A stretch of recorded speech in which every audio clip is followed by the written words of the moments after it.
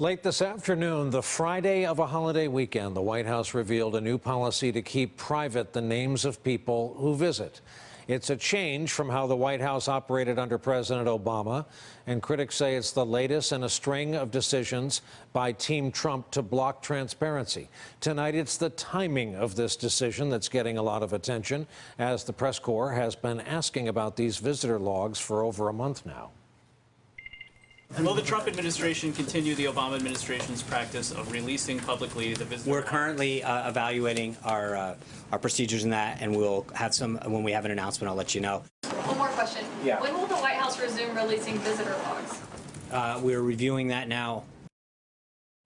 Joining the conversation, veteran Newsweek magazine journalist and noted author Jonathan Alter, a columnist for the Daily Beast, political reporter for The Guardian, Sabrina Siddiqui is with us from Washington, and Hugh Hewitt, MSNBC political analyst and host of the appropriately named Hugh Hewitt Show. Welcome to you all.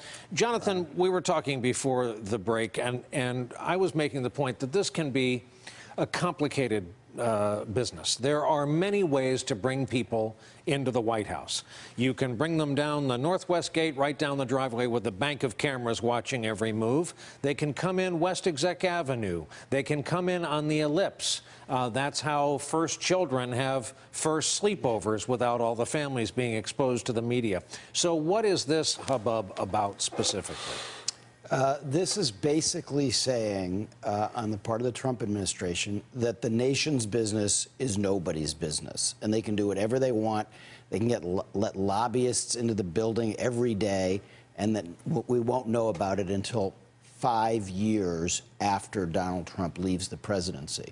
So they're claiming that this is so that they can, bring Supreme Court nominees in or bring national security people in if there's a crisis with some secrecy.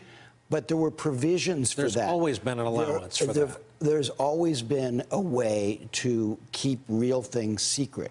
This is just a smokescreen for more of what we've seen with Trump not releasing his taxes, just saying, none of your business, we'll do whatever we want. It's more Banana Republic stuff. Sabrina, we did say on this broadcast last night, warning, we're heading into a holiday weekend for most Americans.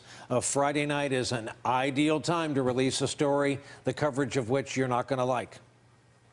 Absolutely, and this is an administration that has already faced a great deal of scrutiny when it comes to its commitment to transparency. As Jonathan mentioned, there's breaking with the 40-year precedent of releasing tax returns. That's something that we haven't seen from this president. And now it's not just about who comes in and out of the White House. It's about which individuals or groups might be trying to influence this administration on policy and giving the public a sense of who has the president's ear. Now, the Obama administration voluntarily released as many as 6 million names of visitors during his two-term presidency, and many times that didn't include scores of lobbyists, and it didn't always reflect well on his administration. But when it came to matters of security or judicial issues, then they did handle those on a case-by-case basis. So I think this is something that the president is receiving a lot of criticism from both sides on. So it's not just a partisan matter, and government watchdog groups I've spoken to said they expect to see him in court. And Hugh Hewitt, it is how we learned how many lobbyists were crawling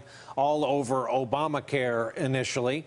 And I'll say this, tomorrow, traditional tax day, you're going to have marches in a lot of the cities in this country about transparency. The theme, trying to get Donald Trump to release his tax returns, trying to focus attention on that issue every day. And now this doesn't, the optics of this are not good. I agree, Brian. I don't think this is a good decision. I've been thinking about it all afternoon. The only good reason to make this decision is to give President Trump the opportunity to reverse it quickly. And I don't understand the timing, even though it's a classic Friday night dump. President Trump has found his footing in the last 2 weeks. Neil Gorsuch confirmation, a very successful summit with the NATO Secretary General, a very warm international welcome of his swift action in Syria. Jeff Sessions has, there was an LA Times story showing that 40% of the illegals crossing the border has declined.